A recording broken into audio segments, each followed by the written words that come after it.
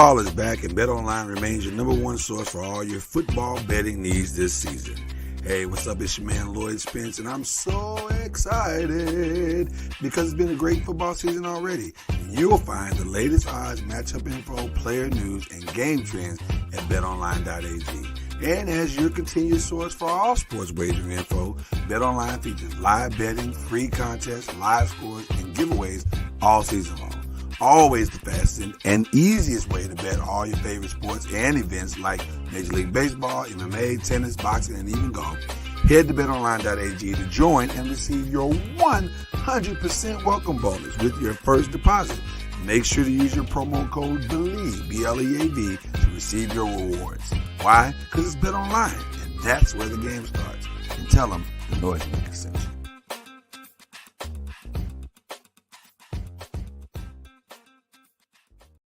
Popcorn World.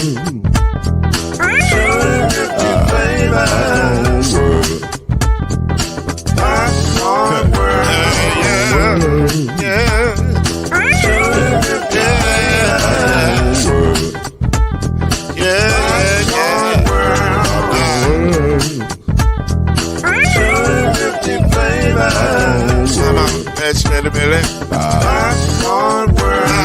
Can I make you move now? Yes, I can. So you can get this move in the back of a can. You can make it round the world when it holds in your hand. Popcorn World. 250 flavors gonna make you smile. 250 flavors gonna make you smile. 250 flavors gonna make you smile. I said popcorn make you smile. Ah. Popcorn World. Popcorn World. Popcorn World. It's a popcorn world. It's a popcorn world.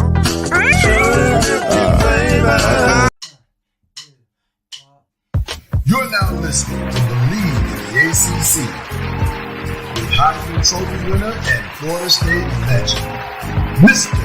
Charlie Ward, Wave 3 TV, and Burn Creek Hall of Famer Kendrick Haskins, and Mr. Talking Noise himself, and of course Mama Noise's man, Lloyd Spence. And now, it's time for BLEAV in the ACC.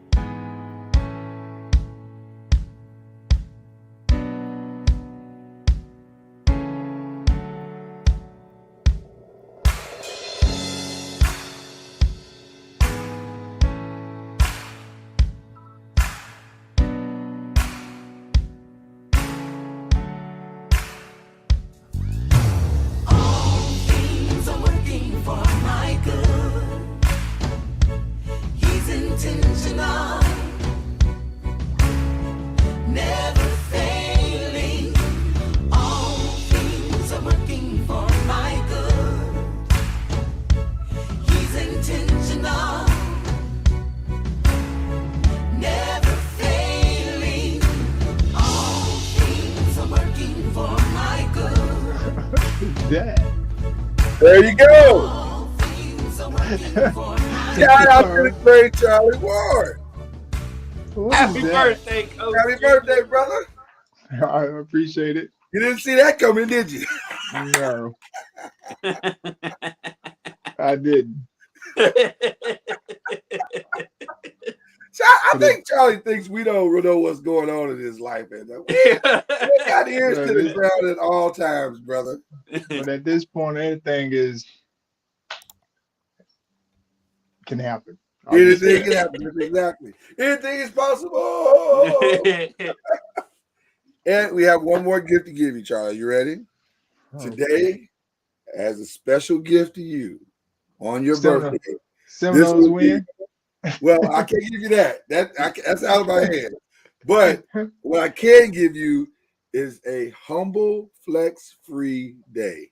I appreciate it. There you go. It's his birthday.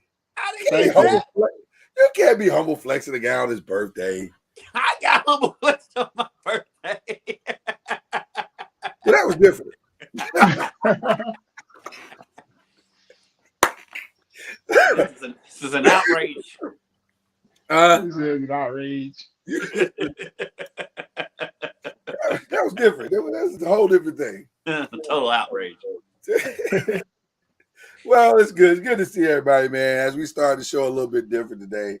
And if you love this podcast, keep liking and subscribing and following and all that stuff and sharing with all your friends. But we are here believing the ACC. That is the other Hall of Fame on our show, Mr. Kendrick Haskins over there, who is in fine, rare form. And by the way, T-shirt is on fire today. We remember the legendary Kentucky Colonels. We need to bring them back. I don't know why they're not back already. Well, If the Sacramento Kings are back, the Kentucky Colonels should be back. The Sacramento Kings should be folded. Maybe the Sacramento Kings can be the Kentucky Colonels. Maybe. They got that new arena. They ain't going nowhere. Oh, no, they're not going nowhere. They're getting stronger for some reason. And then, of course, there's the birthday boy, Charlie Ward, and who is high on love and cake and all kinds of stuff right now. Cake-ish. Cake-ish. Cake with Jace. What do you mean cake-ish? This is plant-based cake. I got news for you, Charlie. Most people don't consider that cake. Cake has sugar, deep. That has sugar too. And it has sugared icing cake, like it had all. Oh, yes. Well, okay. Talk to me, Charlie. And what was it made out of? Plant. You know what? Technically, most cakes are made out of plant, Charlie, like a wheat or. Oh yes, exactly. Yes. Sugar. Right. So sugar's technically a plant. It might be good. Listen, it might be good. I don't know. No, it's a judgment-free zone. So there you go. What was the best call you got on your birthday, Charlie? Best call? Yeah. Don't you get calls? Surely you get calls and texts on your birthday. I got a lot of text messages. Are we that society now? We don't call? I don't really call. I mean, most people text when it comes to birthday because my mother and sister-in-law called, and mom and dad. That's good. Most people text. I got a lot of text messages. Got a lot of text. Did Al text you? Did Al text you? Yes. I would say Al should have texted because y'all are boys. So all my friends text. So there's a whole list of. Boy, you better be glad it's an Humble Flex free day. See, you did this. You caused this. Well, I just said yes. I know he's not even saying anything. I don't think Charlie totally trusts us. But I can only imagine. What that text list looks like. That is an impressive text list, I would imagine. I had family, friends, and colleagues. That alone lets me know we should move on. All right, we should move on. But listen, we got a good show for you guys today. I got to say something right off the top. I don't know who's going to win the ACC. I honestly don't. I thought I did. I don't know. But I do know this.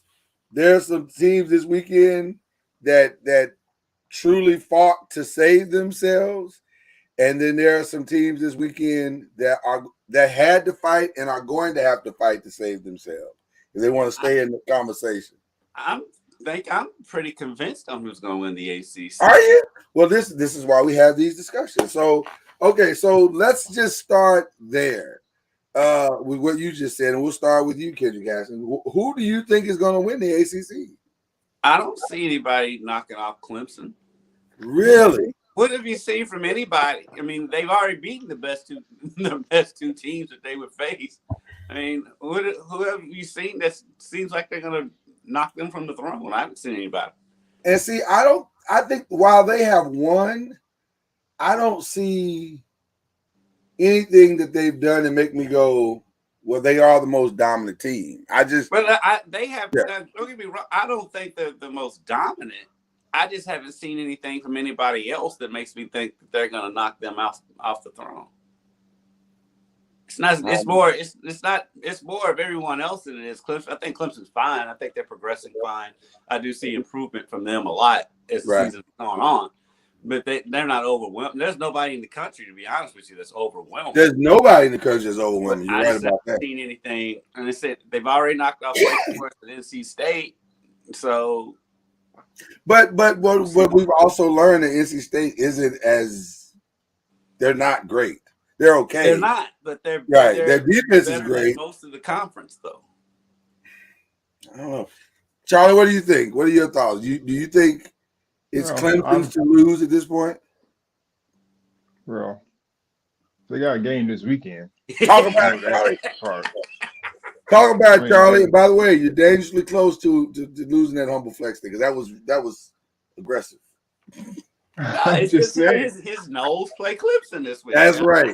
I would have fought that one, Charlie. Not really fight for your humble flexes. they have a game this weekend. I mean, we talking like they're not playing this weekend against a formidable opponent. Even that's true. We've lost 2 games, and 2 of those games, one, as we talked about, one is Wake Forest, which could have easily beat Clemson at home, and NC State, who I still don't understand how they won, but they won. And they lost to Clemson, which they never really threatened Clemson, I don't think, about 10 points at home. The game was kind of dominated in some form or fashion, but they're still in the game for most of the game. So I don't see it being far-fetched, like Florida State can't beat Clemson. Will it be tough? Yes, but it's not like they can't beat them. They're going to have to clean up a lot of the mistakes that they made against NC State and also, Wake Forest, that they're going to beat them. But the defense, I thought, played well enough to win the game. Yeah. They only gave up 1 touchdown, and they were put in some difficult situations, and they were able to, give up field goals, which is most times is a win. So Clemson, yes, it'll be a tough game, but I don't see that being something that couldn't happen if Florida State can't beat them. I'll add this addendum. Even if Florida State wins the game, Clemson still has, a 2 or 3 game lead on everybody else in the division, and I don't see anybody else on the other side beating them. So Clemson is in the division. Well, not so fast, my friend, because Clemson has is technically tied, even though they have played 1 more game, which makes them the top of the division, than Syracuse. You forget that Syracuse is still undefeated. We're going to start finding out about Syracuse starting this week. Hey, I agree, but I'm just saying Syracuse is undefeated. Florida State does have the 2 losses. And they've already beat NC State and Wake Forest. They beat NC State and Wake Forest. But that's not to say that I don't know. I just don't see. I can see Clemson getting to the Atlantic for sure. But on the other side, getting through the Atlantic for sure. But on the other side, on the coastal, those teams are so weird. If one of them catches fire on a day, they could beat Clemson. We've already seen North Carolina. We've seen North Carolina put up insane numbers all season long. Now they can't stop. They can't stop anything. Huh? And they give up insane numbers. I was gonna say they can't stop anybody. but has Clemson proved they can win a shootout? They won't have to. They might. They beat Wake Forest, 51-45. Was that a shootout? Was that a shootout? Yes. Or is it- What is a shootout? So okay, so 51-45 is not a shootout. so can they beat North Carolina in a shootout?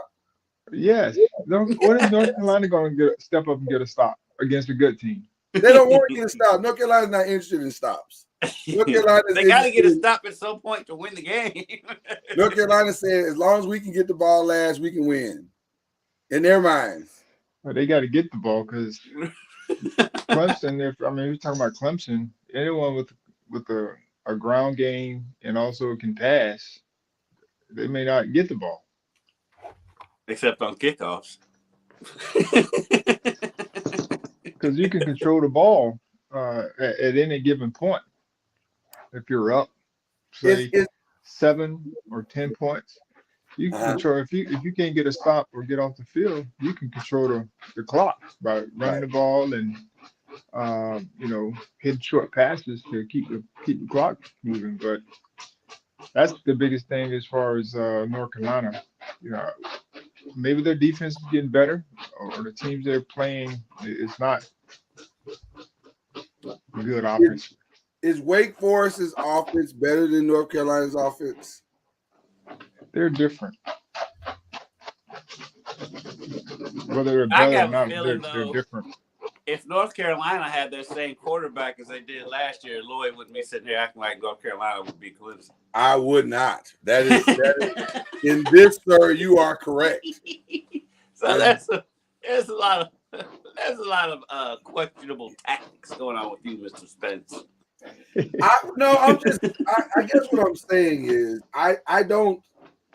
This doesn't feel like the dominant, can't be beat Clemson team of the past. I agree with you there. I just don't see anybody who's going to beat them though. I could easily, like Charlie's saying, I could see them losing this weekend. I can see them losing this weekend, but they'd still be on top of the conference. You think you're gonna pick Syracuse to beat Clemson? No. I might. Not on the road. Go ahead and do that.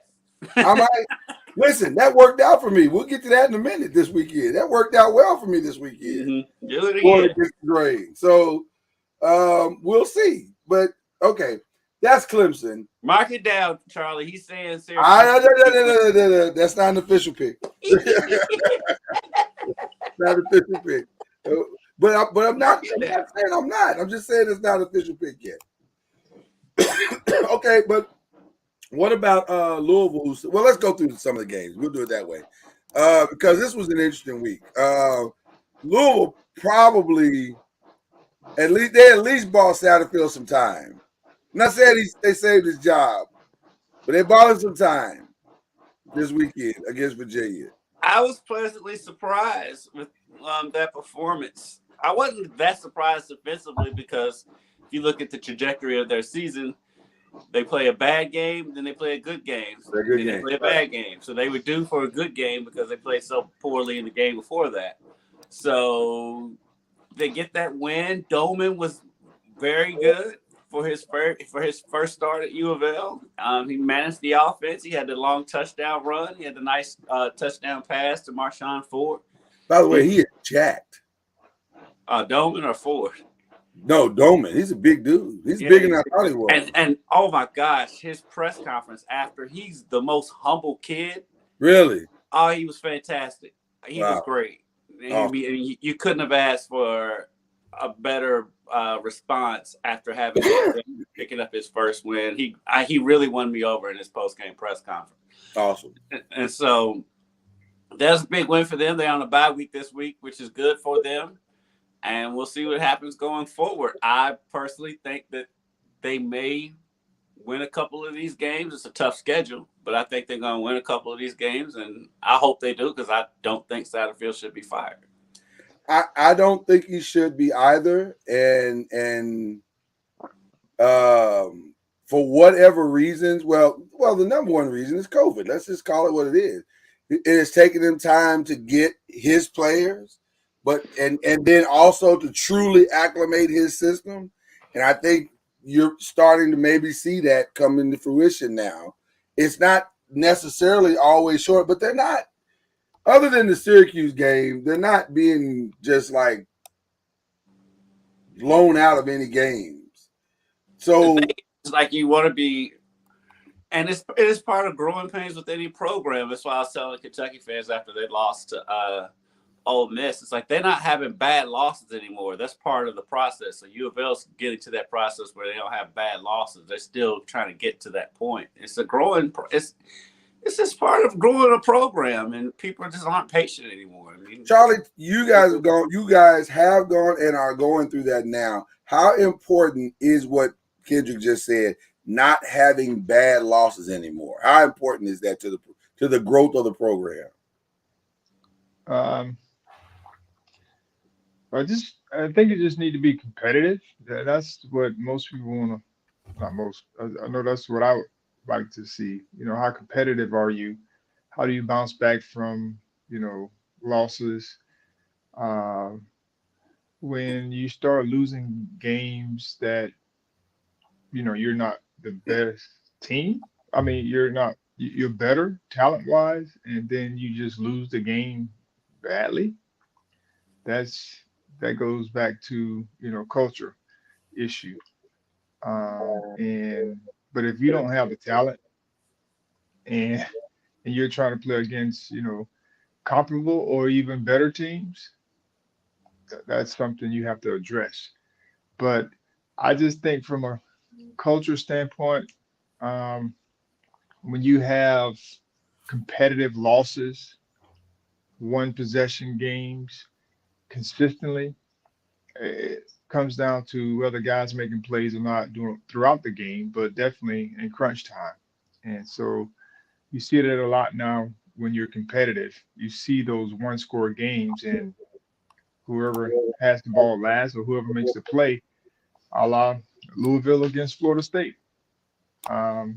Louisville had the football last, and they ended up throwing a pick, at the end. The guy made a play. And I mean, you see it consistently time in, time out, where one team makes a play at the end of a game when they have a chance to win, and it's a one possession game, whether a missed kick or an interception, a fumble, or whatever it may be. Um, those are the kind of losses you want to have if you're going to have any losses. And that just shows you that you're at a place where you can compete. It's just a matter of cleaning up some things. I think the one of the problems the U of L fans have with Malik over his career is he does have the untimely turnover. Yeah. I mean, him throwing that pick against Florida State, not too many people were surprised. And that's the next thing he needs to get over as a player. I would think at this point in his career, he would be past that. I think at this point, it's just kind of who he is. But they've lost so many close games, and it may not necessarily be a turnover on the last possession, but down in that fourth quarter-ish, there's a mistake in there somewhere. And that's what the fans' problem is with Malik. Well, I would say couple that also with this is not a knock on him. It's just the reality of his circumstances. Couple that with the untimely injury as well. Like he has these games where something happens, and we all know the best ability is availability, and when you're not out there, that's a problem. Although I will say, no controversy. But it was interesting that his absence this weekend seemed to make everyone else step up, which I was thinking, okay, well, if y'all can do this when he ain't there, why can't you do this when he is there? It was weird, but the thing is, it wasn't just Malik that was out. I mean, Malik was out. The top two running backs was out. I think they had somebody on the O-line that was out. I mean, they had a lot of. It was a lot out, but there was definitely a next man up mentality, and it was pleasantly surprising. I think you saw something that Charlie talks about all the time: is people taking advantage of their opportunity. Of their opportunity. Wow. I think that's definitely what happened. You had some guys that haven't gotten a chance to show what they can do, and they got their opportunity. They took advantage of it. Wow. It also helps. Sure. also helps with their opponent as well. So let's not forget who they played. Well, listen, Virginia I'm just has been pleasantly a pleasant, welcoming presence to fixing whatever ails a lot of teams this season. I'm just saying. I mean, they did play well and took advantage, and so sometimes you need those types of games at the right time in order to be able to help you.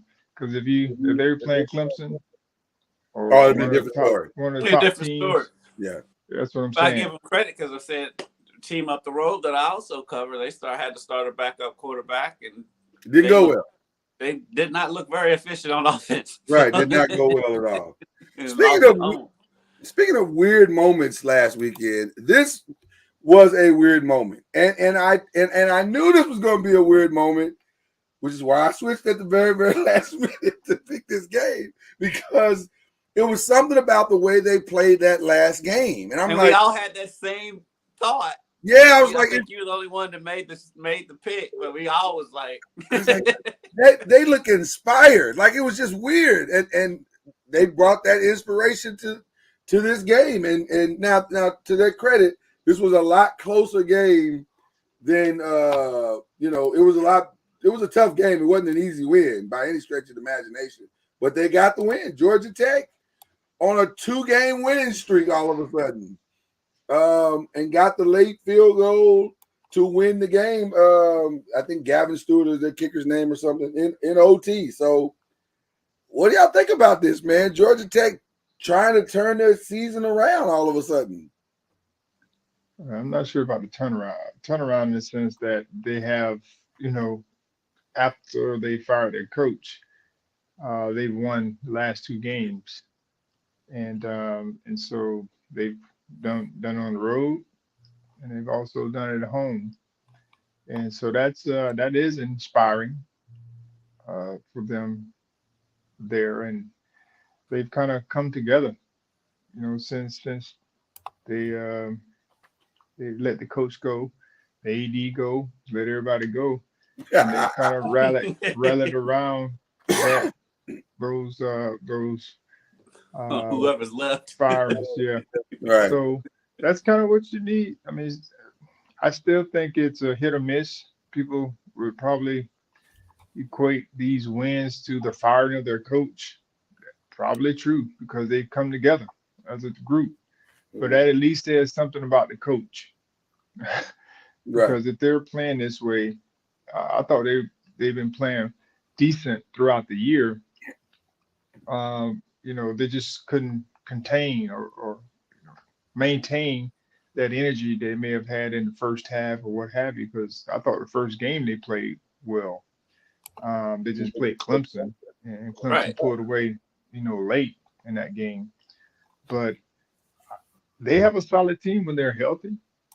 We were all impressed with them after that Clemson game. All 3 of us was impressed with them. Yeah, very. That's a great question. If they keep playing like this, Daniel Bell, yes. I can't imagine. I don't know how you go away from them if they keep winning. Like, that's typically what happens. Go away from who? From the interim coach that's there now.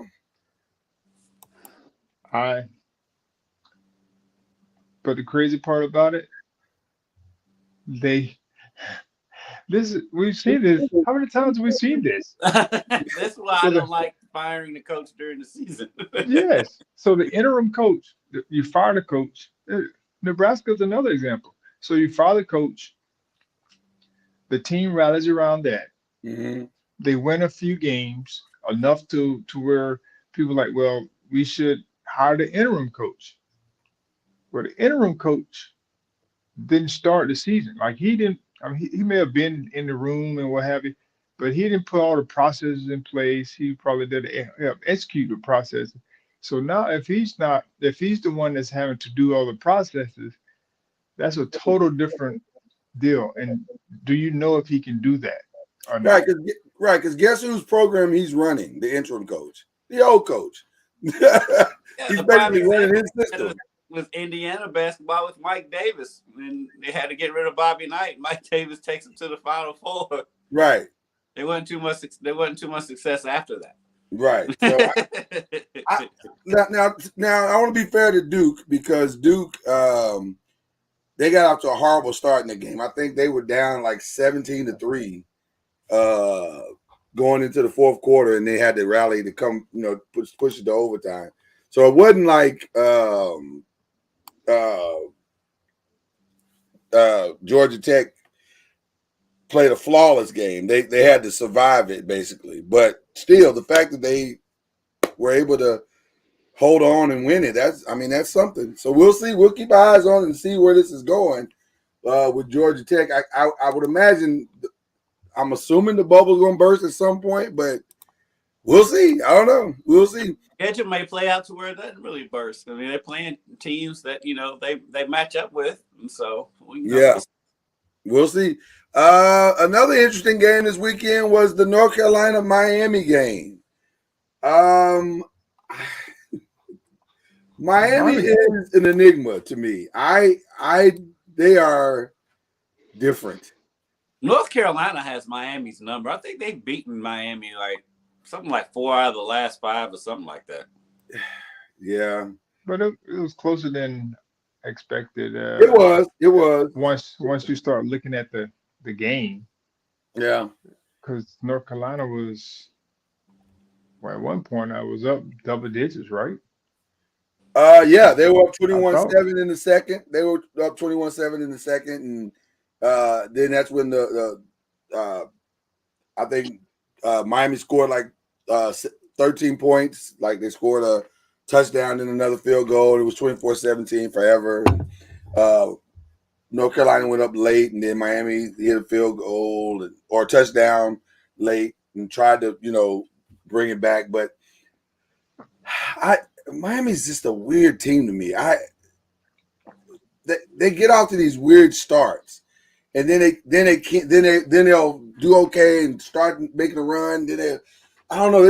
They're a very inconsistent team. They can't sustain success for some reason. That's what it feels like to me. Part of that's you're breaking in a new program. You got a new coach, right? New system and all that. So I'll give them time. I will say that even though there was signs of Oregon being like this too when he was at Oregon, and so it could just be a crystal ball thing. But I'll give him time, get his recruits in there because he's a great recruiter, and so when he gets his recruits in there and all that, we'll see. Right now, you just taking what you get from Miami. I think the expectations were always going to be high just because it's Miami. So they're not back, is what we're saying. There's no back. Okay. There's no confusion about that. They're back, all right, back in the back of the conference. The game was 27-24, so it was a close game. Yeah. At the end, and very close. Of course, not everyone's playing flawless these days, and you have to find a way to give yourself a chance to win a game. And I thought they did that, late.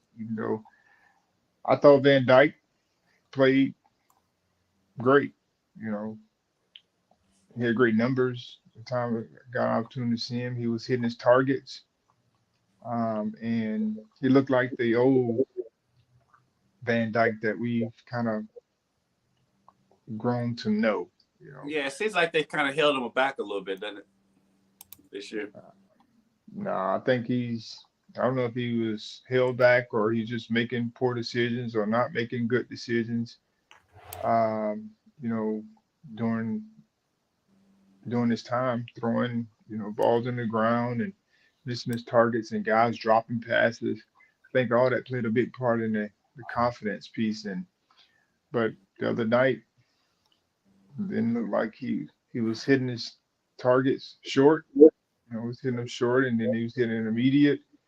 And they had it. I thought they did a good job of giving him some balance. But he had good numbers though, for the most part. What does that inconsistency come from? Is that just the team you're playing? Is that where is that inconsistency coming from, in your opinion?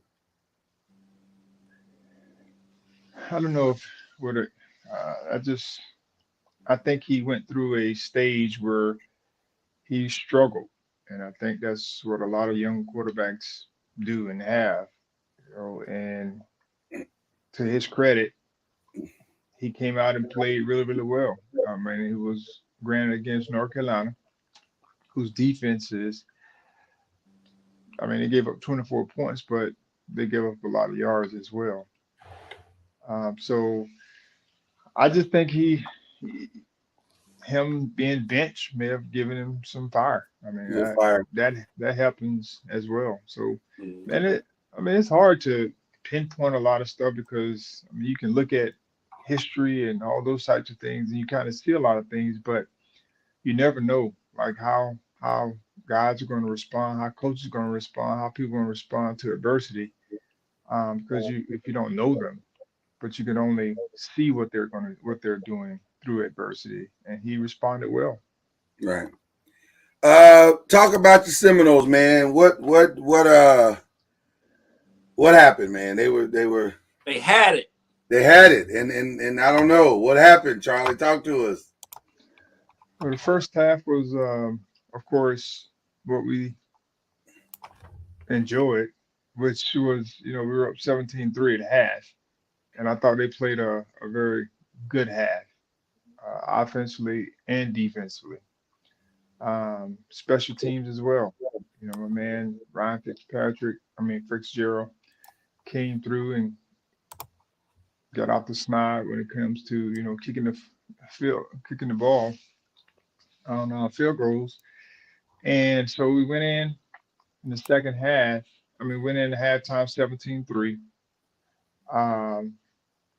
And then the second half, the crazy part is they scored a touchdown, and then the rest of them were field goals. Yep. But the issue was not so much that, it was offensively. We had an enormous amount of drops that killed drives, like on third down. Yeah. And we had a lot of penalties that put us behind the chains. And when you're playing on the road, then we had interceptions that killed drives. And when you're up, I always say this, whenever you're up in a football game by double digits, the one thing that you cannot do is what we did. You can have drops to kill drives because you need the football to be able to keep the clock moving, Mm-hmm. and you can't turn the football over. And when you turn the football over, it gives teams short fields, or gives you less opportunity to be able to have the football to kill time, because you need time. If you're up and your defense is playing well, you just need to kill time. And then I said this while I was watching the game with my son. I said, we'll win the game if we kick a field goal or score a touchdown. That's all we need to do in the second half. We did neither. So we lost. Right. It was really shocking because if you look at it from a statistical perspective, you got everything you wanted. You completely held Devin Leary in check. He was 10 of 21 for 130 yards. That's exactly what you want to happen there. You basically held the running game in check for the most part. Jordan Houston from NC State he had 24 attempts. It took him 24 attempts to get 90 yards, which is not a horrible day, but that's a pretty good average of 3 yards a carry. So that's not hard. That's pretty good. You got a lot of what you wanted. The receivers collectively got 125 yards. So no, like I said, if we kick a field goal, you win or score a touchdown, it's over. We win the game. It's over. And we had multiple opportunities to do that. However, sometimes it's just not meant to be. Their defense played well.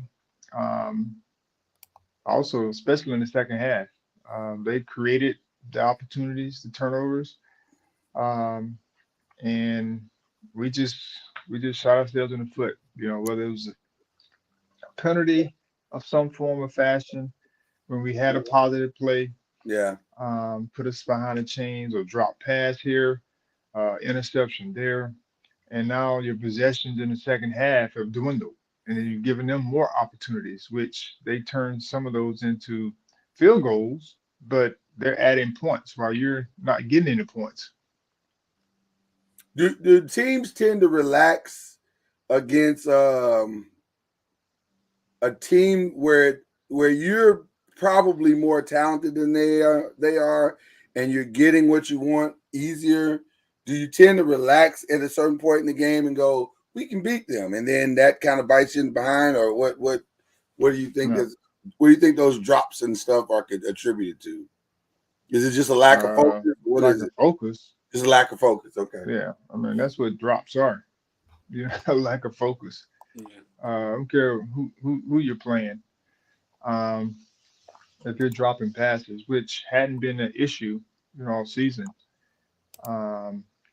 But it was just a tough loss. I'll just say that. You know, you put all the work in, you give yourself an opportunity, and even in as bad as they played in the second half, from an offensive standpoint, you still had a chance to kick a game-winning field goal, or at least an attempt game-winning Right. field goal, and we don't get that opportunity because of the pick, which was people questioning the call Yeah. of why, you know, why throwing the football. And I'll say this: when you trust your players, you trust that they're going to make the right decisions.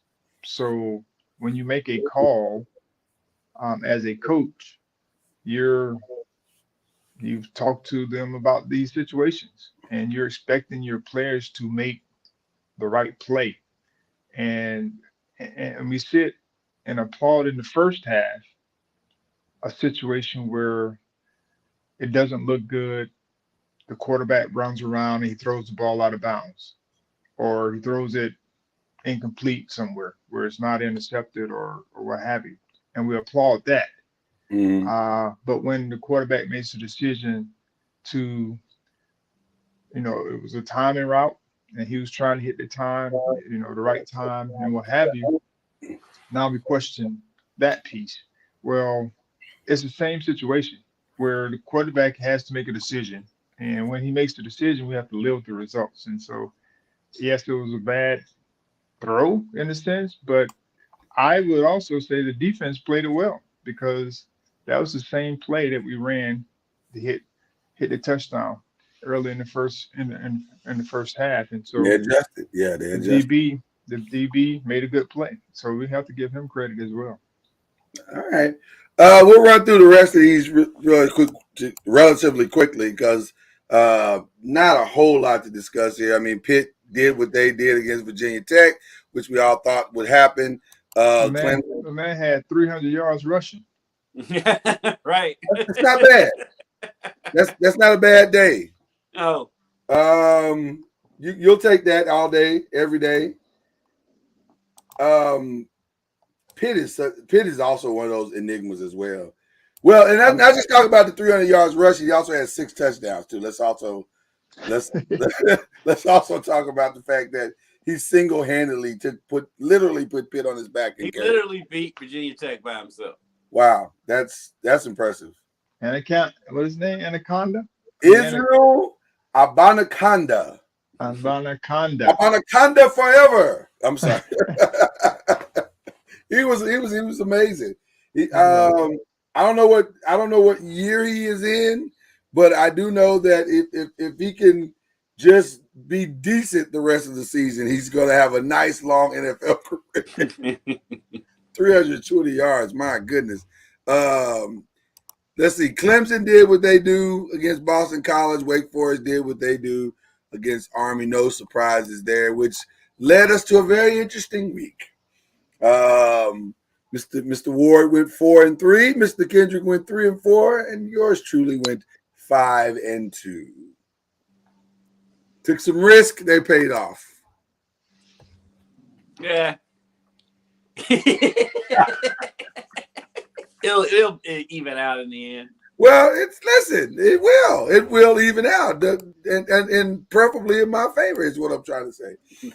An easy week this week as we go to week 7. Not a lot of games this week. We only actually have 4 on the schedule. Starting with, but all 4 are pretty good games. They're going to be really interesting games. Well, this one won't. This one won't be actually, interesting. I think this one can be interesting. Yeah, it'll be very interesting. You think so? Virginia Tech, why we have made fun of them a lot on this show? I mean, I still see fight in them. I don't feel like they've given up on the season. I mean, yeah, they had 300 yards to a running back on last Saturday, but I mean, Virginia Tech they still put up 29 points, and so against a good Pitt defense, and so this is a tough. I gotta think about this one a little bit. Is this still a rivalry game? It used to be a huge rivalry game, and now I don't know. Well, both of them were good at the time. Yeah, both of them were very good at the time, and now not so much. Doesn't Miami have to win this? Like I have to, yeah, the best way for them.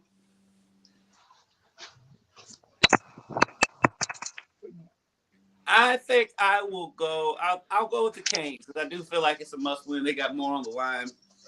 Not take anything from Virginia Tech. I think Virginia Tech is going to show some fight, especially be a home game. What time is this? A night game? The Virginia Tech Miami game is let's see here.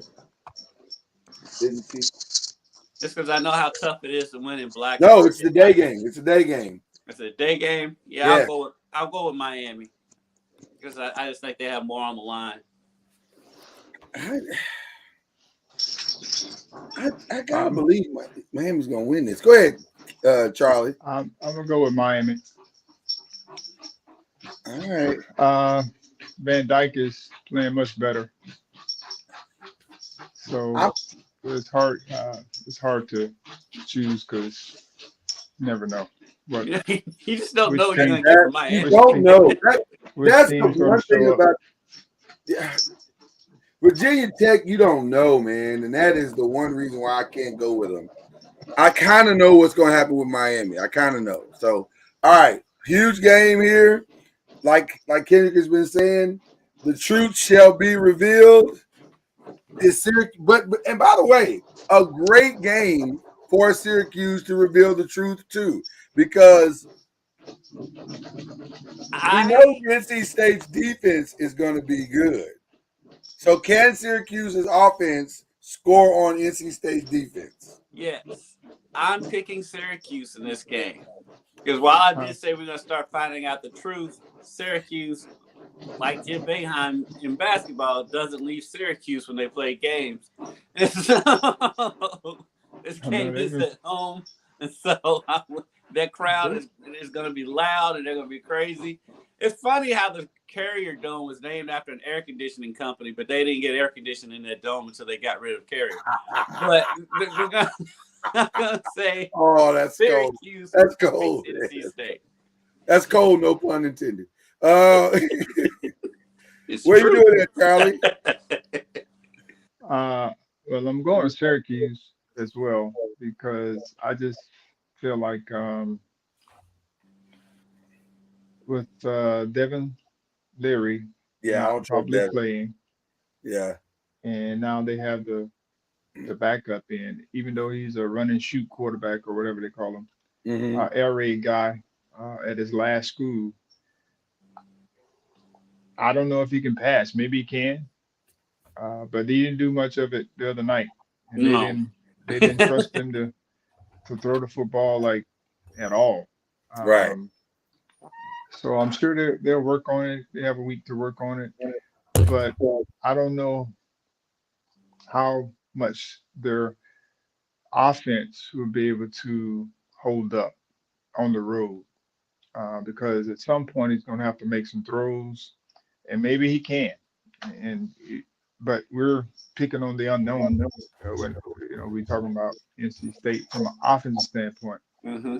And I think defensively, or Syracuse, NC State's defense is very good. But as I mentioned last week, We gave them multiple opportunities by shooting ourselves in the foot. Right.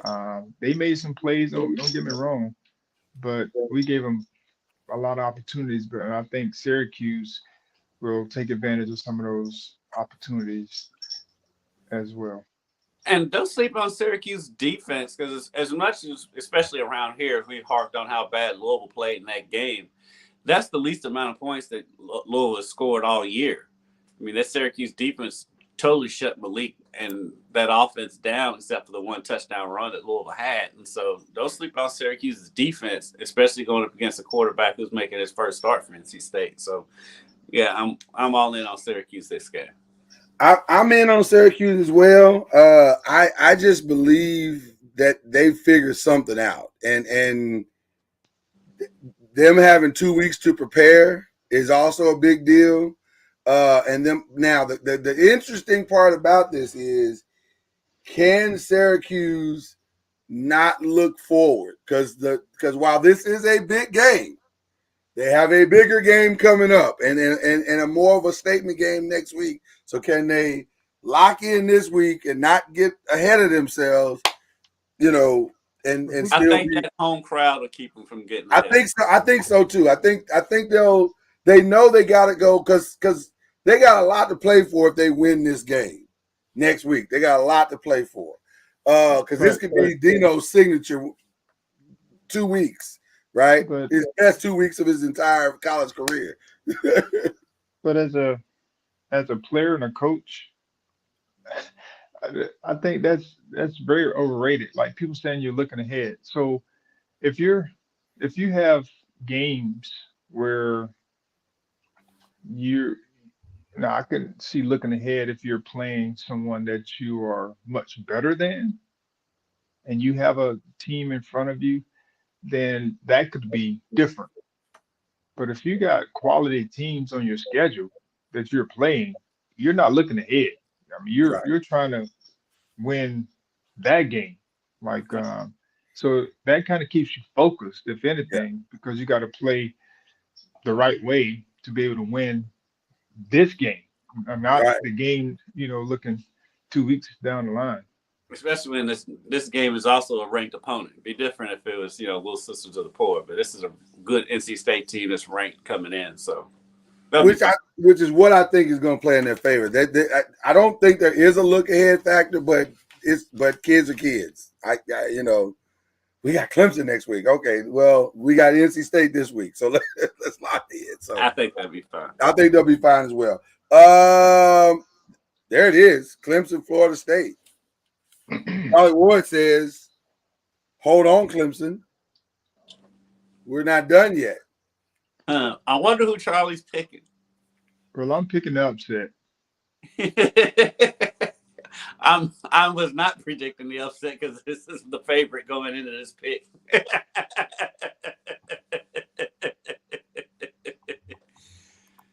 Go ahead, Charlie. The floor is yours, my brother. Right, I just said I'm picking the upset. He said, "I'm picking upset." He said, "There's nothing else that needs to be said there." No. What are you doing, Kid Gaskins? Against this Clemson defense, what's going to make us be successful? What's going to make them be successful? What's going to help Jordan be successful against this Clemson defense?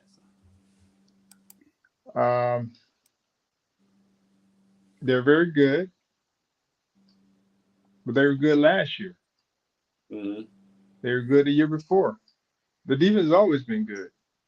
However, when you have a good offense that's willing and capable of making plays, it just comes down to who's going to execute the best. And so they have a game plan, and you go out and you feel good about your game plan. But at some point, you got to take your shots. And it's not like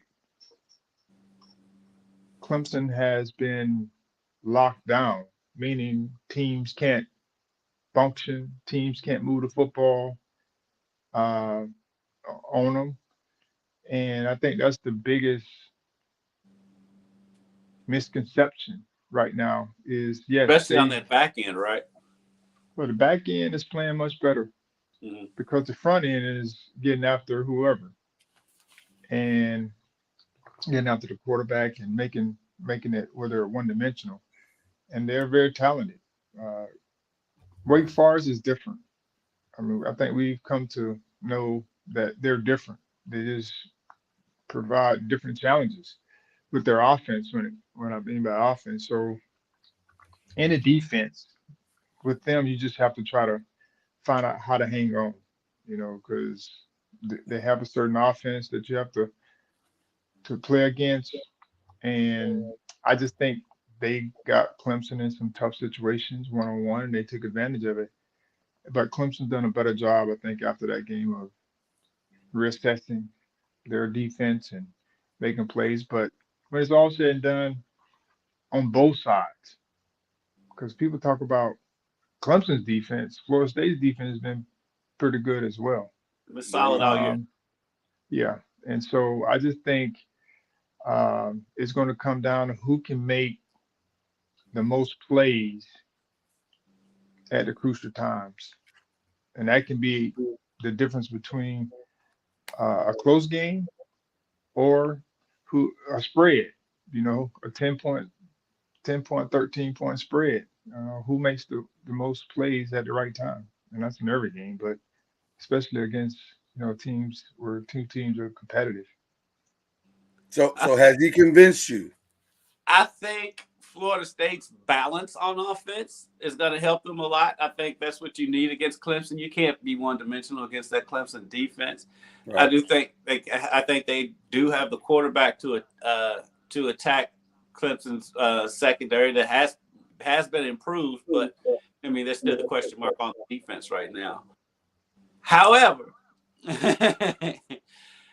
Clemson has won so many of these close games. They've been in so many of these big games like this, even on the road and all of that. I'm gonna pick Clemson, but it's gonna be a close one. It'll be a field goal or less. Charlie, you have a good kicker. And our Charlie kicker is suspect at this point. We don't know if he's back or what's going to happen. So that could be a difference. That could be a factor. Charlie, I'm gonna tell you, I think this is ultimately going to come down to the quarterbacks. And if I'm being honest, I think Jordan and that running game can control more of what's going on in that game than DJ can on the other side. Clemson wants to hit big. That's just who they are. That's who they've always been. They don't mind running the ball, and I know Shipley's going to have whatever effect in the game he's going to have, but they like the big play. They love the big play. I don't know if the big play is there this week. I don't know if there's a lot of big plays to be had this week. So I agree it's going to be a close game. I'm going with the upset. I would love to be wrong. Yeah, I'm going with the upset. I just feel like Clemson, because I've just seen Clemson in this spot so many times. No. Traditionally, you're right, and they definitely got.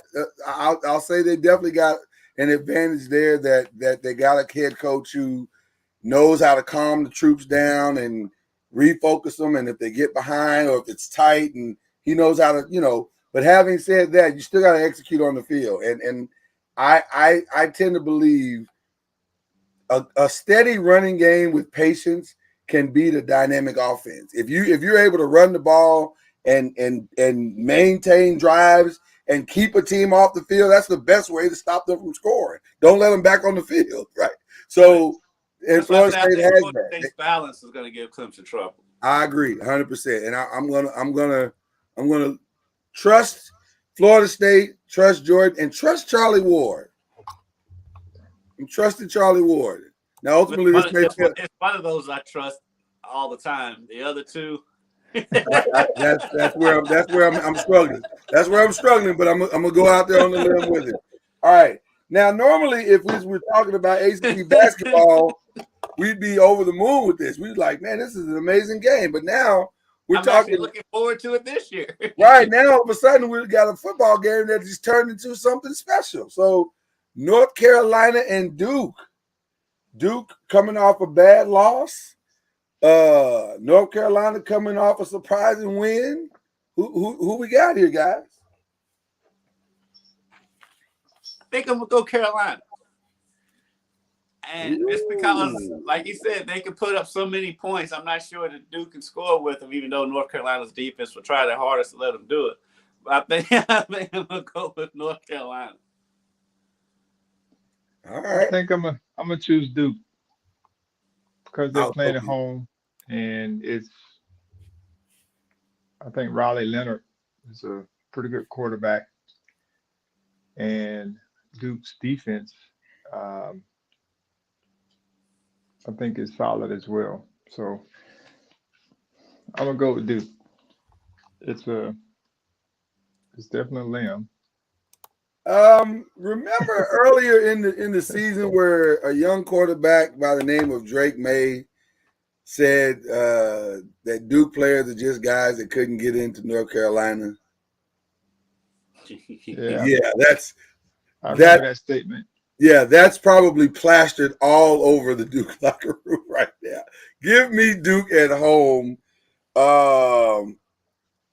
And man, I'm looking forward to this one. I got to be honest with you, because I love it when a team has to go back to the customer service counter with their receipts and see if they can cash them in. And this is going to be one of those type of games. Yeah. So I'm excited about what this could potentially be. So there you go. There are our picks for the week. Like I said, not a lot of games this week. An interesting week in college football, though, all the way across the board.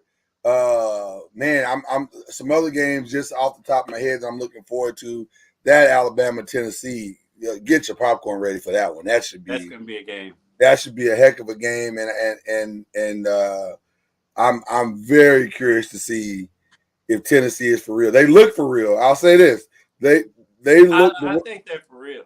Yeah. I think They they're for real. look. Regardless of what happens Saturday, Tennessee's for real. They look ready. And Alabama has not Alabama'd anyone yet. So that's got to be concerning for the fans of Tuscaloosa, because they have not Alabama'd anybody. Is Young definitely back for this game, or do we know yet? I don't think that's a definite yet. I don't think so.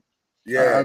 This injury that he has, especially to his throwing shoulder, I think is longer than 2 weeks.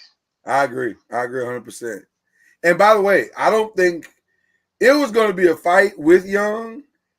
I don't know this, because this young kid is not great. He's good, and he's definitely athletic. He's super athletic, but this moment might be a lot for a young player. This is a lot. Yeah, because that place is going to be. Bryce Young, I'd feel pretty good, but absolutely without Bryce Young, I gotta go with Tennessee in that game. Yeah, that place is going to be at a fever pitch. They haven't been good like this in a long time, and it's going to be at a fever pitch this weekend. So I'm very excited to see what that game presents. As we do our shout outs today, I want to give a shout out. Well, you guys give your shout out. Let me go. I forgot my shout out. I have a visual shout out. Go ahead and talk amongst yourselves while I grab my. Well, Charlie, I'll let you go first since you're the honorable birthday man today. That's right. Well, I'm gonna give a shout out to our coach here at Florida High, Coach Jared Hickman and his staff. They're like 6 or 7-0 right now, number 2 in the state, number 1 in the region, and they just win. I mean, they're very good and play solid football. So at Florida State University School, they have a game tomorrow. I think they should win the game, but they just have good processes. So they're having another solid season. They've been to the Final Four, I think, the past 5 years. or at least every year I've been here, they've been to the Final Four, made it to the state game finals, one game, 1 year. Um, but they have good processes. And also to the ladies Seminoles soccer team, They're doing their they thing, man. they beat Virginia. I saw them beat Virginia, and since that on the road, so 1-0. And Virginia was number 2 at the time. We were number 3, and I think since that time we've won a few more games. So they're still progressing. We started out number 1, and I think we lost a couple games or tied or something, and that Mhm. dropped us. But we're still in the mix. There you go. Go There you go. Noles. Go Noles. All right. Kendrick Haskins, who are you shouting out this week, sir? I'm going to give 3 quick shout outs. First of All all, right. shout out to our friend of our show, Danny Busbum Kelly. They've only lost one match this season, U of L volleyball. They haven't lost an ACC game. It's been like 2 years, going on 2 years. They haven't lost one this year, and they didn't lose one last year. So That's crazy. shout out to dominance. Shout out to the Ballard High School Bruins around here. They beat Trinity last Friday for the first time since 1995. And so shout out to them. They got a pick 6 to win the game. It wasn't the last play of the game or anything like that, but it was a pick 6 to win the game. And so shout out to them. Our guy Rajon Rondo was randomly on Ballard sideline, even though he went to Eastern. He was there. I talked to him for a little bit, so shout out to them. And shout out to a running back you're going to hear a lot about, Cortez Stone. I may have brought him up last year. He's just a sophomore. On Friday night, he had 10 carries for 340 yards and 5 touchdowns. And so, He abacondied them. in fewer carries. You just got abacondied. And I said he's just a sophomore in high school, and so That's Plays, amazing. he plays on both sides of the ball, but obviously his future is at running back. But Oh my goodness! So shout out to those 3. Wow, to be young, gifted, and black, huh? Okay. Yeah. All right. Well, my shout out. I only have one shout out, and I wasn't expecting to do this because I honestly went into the weekend thinking, let's just have a decent weekend. But we had a good weekend, and I'm shouting out my people. Now, this may completely blow up in my face this week, but I'm shouting them out this week to my I had a New feeling. York Football Giants, and even more specifically, Mr. Saquon Barkley. What a game that guy had! Listen, all jokes aside, I have no expectations on this season other than I just want them to get better. And I shout out to Brian Flores and Byron Leftwich and Eric Bieniemy and all those guys who deserve to be NFL coaches. They are talented, they are gifted, they are great at what they do, and they deserve their spot in this league. However, the Giants got this right. They got the right coach, the right GM. They got it right. So shout out to I told you a while back, I can't exactly remember what it was, and I was like, the NFC East can turn around just like that about how bad they've been. It's amazing. It really is amazing. With the exception of the dumpster fire in our nation's capital, they've done that. And by the way, it is a dumpster fire. Shout out to you, Dan Snyder, for being the Dan Snyderingest person we've ever seen. My God, man. How you got an NFL franchise is beyond me. But wow. But yeah, it's unbelievable. It's really unbelievable. Big weekend in the NFL coming up this weekend with the Cowboys and Eagles and Giants, Ravens. It's going to be a fun weekend. Bills, Chiefs is going to be a great game. It's going to be a fun weekend all the way around. So I love sports. And then Tuesday when we come back, we'll be in NBA season, guys. And all the seasons once again will be colliding together. Our full-on college football, basketball, the World Series, in Major League Baseball. Man, This is one of my favorite times of the year. Yeah. Had some great baseball last night. Oh man, the drama. The Dodgers Padres, that was on point. Yeah. Listen, drama. I love this is one of my favorite times of the year, man, because everybody's colliding together and the drama. Listen, I can't watch a Major League Baseball game during the season because it's just too long. But my God, the drama. Yeah, if you watch it in the playoffs. The tension. My man in blue, Will Smith for the Dodgers, former U of L catcher, and he's from Louisville. He went to KCD. Wow. Well, listen, fun times going on right now. We're having a good time as well. And again, once again, final shout out, happy birthday once again to our guy Charlie Ward. Just doing his thing, man. Just making the world better one person at a time. Charlie Ward, that's what he's doing. Making the world better one vegan cake at a time. One vegan cake at a time. Love you, Coach Junior. Y'all have a great weekend. We will see you next week on BLEAV in the ACC. You've been listening to BLEAV in the ACC with Charlie Ward, Lloyd Spence, and Kendrick Haskins. Please like, follow, subscribe, and share from the Noisemakers page on Facebook and on YouTube. And you can also listen to us on Spotify, Apple Music, iTunes, and wherever podcasts can be heard. And join us next time